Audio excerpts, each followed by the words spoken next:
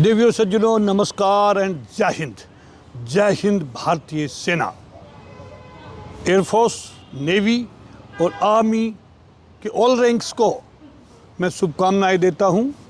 जो उन्होंने पिछले 4 दिन में करके दिखाया, पूरी दुनिया को दिखा दिया कि भारतीय सेना आर्मड फोर्सेस नंबर 1 है दुनिया के अंदर।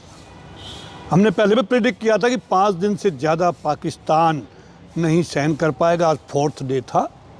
मैं भगवान का भी शुक्रिया करता हूं कि उन्होंने पाकिस्तानी हुकूमत को, पॉलिटिकल लीडरशिप, मिलिट्री लीडरशिप को सद्बुद्धि दी और उन्होंने भारत की कंडीशन के ऊपर सीज फायर के लिए वो तैयार हो गए। उन्होंने गुहार लगाई क्योंकि जो कुछ उनके पास में असला था, ड्रोन्स, मिसाइल्स, वो सब वो फायर कर चुके थे। हमारे डिफेंस सिस्टम ने सबको न्यूट्रलाइज कर दिया था। कोई डैमेज वो हिंदुस्तान में नहीं कर पाए। हालांकि हिंदुस्तान का कोई ऐसी नीयत नहीं थी कि हम सिविलियंस पे या उनके डिफेंस इंस्टॉलेशन पर अटैक करें। पहले हमने प्रिसीजन अटैक किया था स्काल्प मिसाइल से।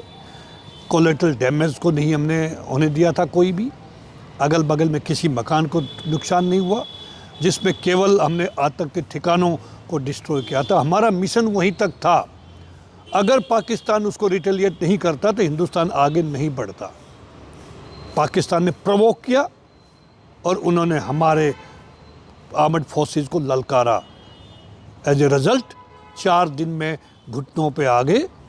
मैं देश की लीडरशिप को, श्री नरेंद्र मोदी, डिफेंस मिनिस्टर राजनाथ सिंह जी और हमारे foreign minister Shri Jaishankar ji, NSA Ajit Doval ji, तीनों सेनाओं के सेनापति, chiefs and CDS general Anil Chauhan, उन सब का भी मैं शुक्रिया अदा करता हूं।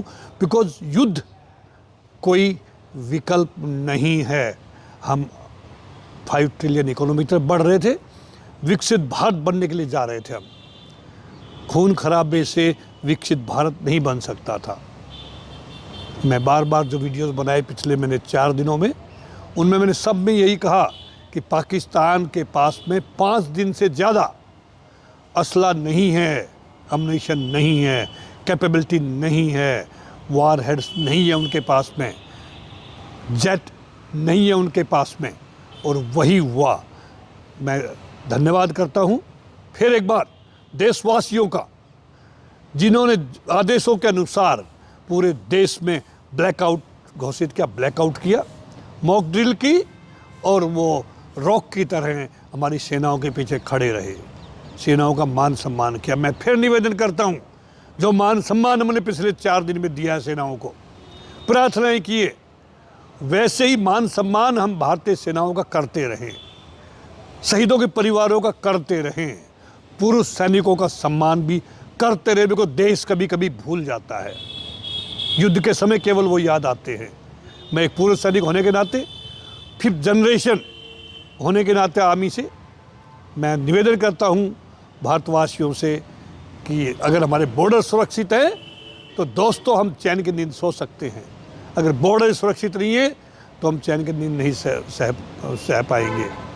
मैं फिर एक बार तीनों सेनाओं के चीफ्स का, उन जवानों का, एयरफोर्स, नेवी, आर्मी, जो वहाँ तैनात थे अपने जान की बाजी लगाने के लिए, भारत माता की आन और शान के लिए, मैं सभी से कहूँगा कि सभी अपने घर में आज जय हिंद सेना, जय हिंद भारत की सेना कह करके अपने परिवार को महसूस करें। बच्चों को बताएं हम खासकर कि भारतीय सेना कितनी बड़ी सेना, कितनी बहादुर सेना है। कोई दुनिया की सेना इसके सामने नहीं टिक पाएगी। दोस्तों, इसी के साथ भी नमस्कार, जय हिंद सेना।